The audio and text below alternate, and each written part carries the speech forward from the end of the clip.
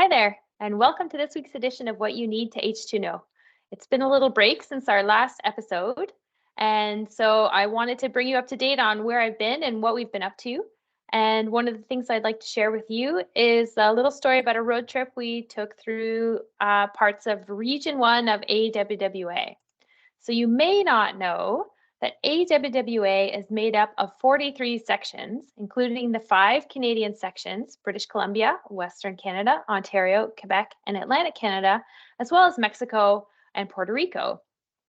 And as you can see on this map here, Ontario is part of Region 3, which is surrounds most of the Great Lakes and a bit of the Midwest. And then Region 1 is essentially the upper part of the Eastern Seaboard. And all of these sections are different sizes and ages. And I recently had an opportunity to visit the New York, the Pennsylvania, and the New Jersey section. And I'm going to tell you a little bit about that experience today. And I also wanted to introduce you to this gentleman, Cody Finan, who's our section relationship manager for all of the Canadian sections and also Region 1.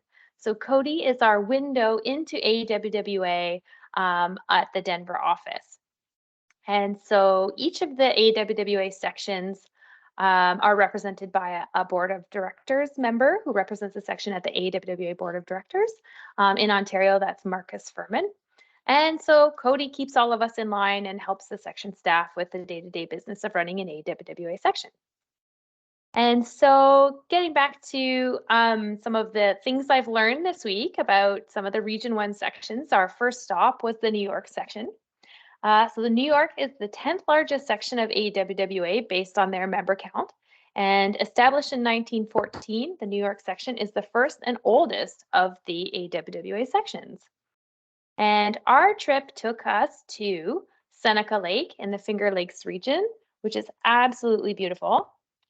And Seneca Lake is one of the largest glacial lakes in New York State, and it's the largest of the glacial Finger Lakes and the deepest glacial lake entirely within the state boundary. It's also promoted as being the lake trout capital of the world. And I can tell you it's home to over 50 wineries and breweries. And there are some spectacular views on both shores of the lake. Really just lovely, lovely part of the world. The next part of our road trip took us through the Pennsylvania section, mainly down the eastern part. And the Pennsylvania section was established in 1948, and it's currently the fourth largest section of AWWA with over 2,400 members.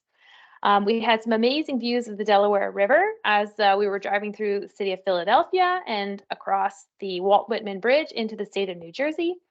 And the Delaware River forms the boundary between Pennsylvania and New York for most of its reach. And then it's the entire boundary between the states of New Jersey and Pennsylvania. And it also separates most of the boundary between the state of Delaware and New Jersey also. And of course, which brings us to the final part of our trip, which took us into the New Jersey section.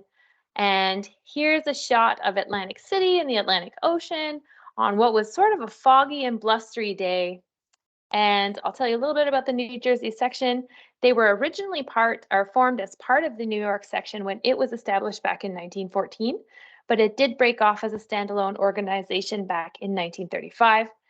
Today, it's considered a medium-sized section, similar to Ontario in terms of its member count. And this was my first trip to New Jersey. And you might be wondering why we were headed down all that way to the Jersey Shore.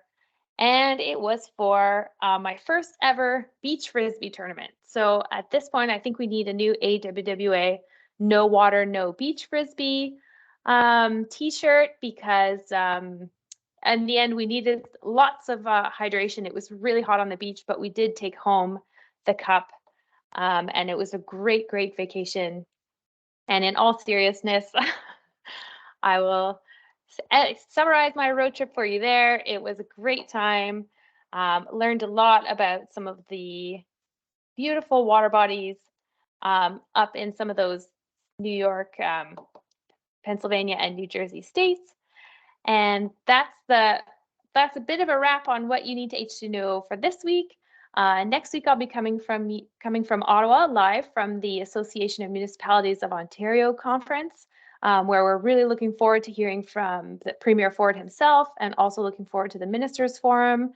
With the throne speech this week, we're really excited to learn about priorities for some of the ministries that have drinking water and water management as part of their portfolios. Excuse me, so I'll be bringing you some updates from there.